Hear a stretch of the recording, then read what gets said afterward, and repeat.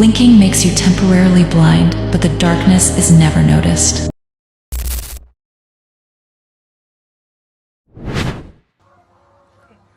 Change blindness adalah kebutaan terhadap perubahan, adalah fenomena psikologis ketika seseorang gagal menyadari perubahan yang terjadi pada lingkungan visualnya. Change blindness adalah ketidakmampuan seseorang untuk mendeteksi perubahan yang terjadi pada suatu objek, adegan, atau lingkungan visual ketika perubahan tersebut terjadi secara bersamaan dengan gangguan visual seperti kedipan mata, perpindahan pandangan mata, pergantian gambar, dan munculnya objek lain yang mengalihkan perhatian. Dengan kata lain, meskipun mata menerima informasi visual, perubahan tidak selalu disadari oleh otak, dan jika perhatian tidak tertuju pada bagian yang berubah. Lalu yang kedua, ada sejarah penelitian change blindness. Penelitian ini berkembang pesat pada tahun 1990-an. Salah satu penelitian terkenalnya adalah Daniel Simmons dan Neil Levin. Mereka menemukan bahwa banyak orang yang gagal menyadari perubahan besar dalam suatu adegan visual apabila terdapat jeda singkat atau gangguan di antara dua tampilan gambar. Penelitian ini menentang keyakinan lama bahwa manusia menyimpan representasi visual yang sangat rinci mengenai dunia di sekitarnya. Lalu, bagaimana change blindness bisa terjadi? Change blindness terjadi itu karena perhatian manusia memiliki kapasitas yang terbatas. Prosesnya itu, yang pertama ada dunia visual sangat kompleks. Setiap detik, mata itu menerima jutaan informasi yang berupa warna, bentuk, gerakan, jarak, dan cahaya. Otak tidak mungkin memproses semuanya secara bersamaan. Lalu yang kedua adalah perhatian yang bersifat selektif. Otak hanya menerima informasi yang dianggap penting. Contohnya ketika kita berada di kafe sambil membaca buku, perhatian kita tuh terfokus pada tulisan sehingga perubahan dekorasi kecil di sekitar mungkin tidak disadari atau pergantian orang. Lalu yang ketiga ada perubahan yang membutuhkan perbandingan. Untuk menyadari perubahan, otak harus membandingkan dua hal. Yang pertama kondisi sebelum perubahan dan kondisi sesudah perubahan. Jika perhatian tidak tertuju pada objek tersebut, biasanya proses perbandingan akan gagal dilakukan. Akibatnya perubahan tidak disadari. Perkenalkan, nama saya Putri Rahatullahi Dahlan dengan NIM akhir 168. Oke, yang selanjutnya yaitu ada teori yang menjelaskan tentang change blindness. Oke, yang pertama yaitu ada teori perhatian atau attention theory. Nah, teori ini tuh menyatakan bahwa perubahan itu hanya dapat dideteksi apabila perhatian itu diarahkan pada lokasi perubahan. Jika perhatian itu tidak berada di sana, maka perubahan itu akan sering terlewatkan. Lalu yang kedua, ada teori representasi visual terbatas.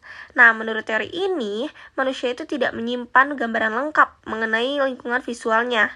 Yang disimpan itu hanyalah informasi yang penting, lalu objek yang sedang diperhatikan, dan yang terakhir adalah detail yang relevan dengan tujuan saat itu. Nah, karena itu, banyak detail lingkungan tidak benar-benar tersimpan dalam memori. Lalu yang terakhir ada teori pemrosesan informasi. Otak itu memiliki kapasitas pemrosesan yang terbatas. Nah, ketika terlalu banyak informasi yang masuk sekaligus, sebagian informasi itu tidak diproses secara mendalam, sehingga perubahan itu bisa terlewatkan. Nah, yang selanjutnya yaitu ada jenis-jenis change blindness. Jadi yang pertama ada flicker paradigma. Nah, flicker paradigma ini tuh adalah dua gambar yang hampir identik ditampilkan secara bergantian. Di antara kedua gambar tersebut terdapat layar yang kosong sesaat. Nah, perubahan itu sering sulit ditemukan meskipun sangat besar. Contohnya, sebuah mobil menghilang, atau pohon berubah warna, atau bahkan bangunan yang hilang. Lalu yang kedua ada mood splash paradigma. Nah, perubahan ini disembunyikan dengan gangguan visual singkat seperti titik-titik hitam yang muncul sesaat. Nah, gangguan tersebut itu menghalangi perhatian sehingga perubahan itu tidak terlihat. Lalu yang ketiga ada real world change blindness. Nah, ini terjadi dalam kehidupan nyata. Contohnya, seseorang sedang berbicara dengan petugas. Di tengah percakapan, petugas itu digantikan oleh orang lain yang berbeda. Banyak peserta penelitian itu tidak menyadari pergantian tersebut. Lalu yang terakhir itu ada change blindness during eye movement. Ini terjadi saat mata bergerak dari satu titik ke titik yang lain atau sakade. Nah, selama gerakan mata tersebut, otak itu menekan sebagian informasi visual sehingga perubahan itu dapat terlewat. Perkenalkan, nama saya Dita Zahra Melani dengan NIM 2550181160. Di sini saya akan melanjutkan materi yaitu contoh change blindness dalam kehidupan sehari-hari. Jadi contoh pertama yaitu saat kita berkendara. Ketika pengemudi fokus pada kendaraan di depan, Karena perhatian terpusat, ia mungkin tidak menyadari bahwa pejalan kaki yang muncul, lalu sepeda motor dari samping, dan rambu lalu lintas tertentu. Contoh selanjutnya itu saat kita menggunakan ponsel. Ketika sibuk membalas pesan, ia tidak mungkin sadar teman baru saja masuk ruangan dan tidak sadar barang berpindah tempat. Contoh selanjutnya saat belajar di kelas. Ketika mahasiswa fokus mencatat, guru mengganti slide atau mengubah posisi benda kecil di meja, dan perubahan tersebut bisa tidak disadari. Selanjutnya yaitu eksperimen terkenal. Salah satu eksperimennya yaitu The Door Study. Eksperimen ini dilakukan oleh Daniel Simon dan Daniel Levin. Prosedurnya yaitu ketika seorang peneliti menghentikan pejalan kaki dan bertanya arah, dua orang membawa pintu besar melewati mereka.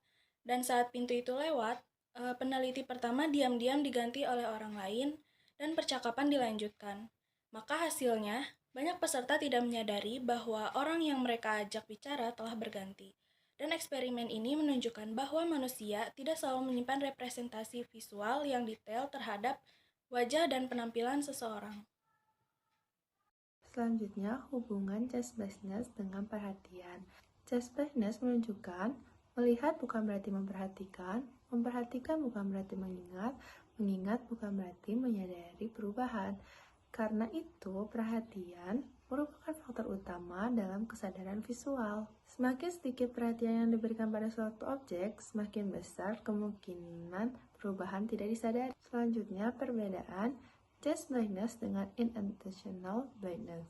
Kalau chest blindness itu gagal menyadari perubahan, sedangkan inattentional blindness gagal melihat objek yang muncul. Kalau chest blindness, objek yang sudah ada lalu berubah, sedangkan inattentional blindness, objek baru muncul. Kalau chest blindness itu membutuhkan perbandingan sebelum dan setelah, sedangkan inattentional blindness tidak membutuhkan perbandingan. Kalau chest blindness itu fokus pada perubahan, sedangkan inattentional blindness fokus pada kemunculan objek.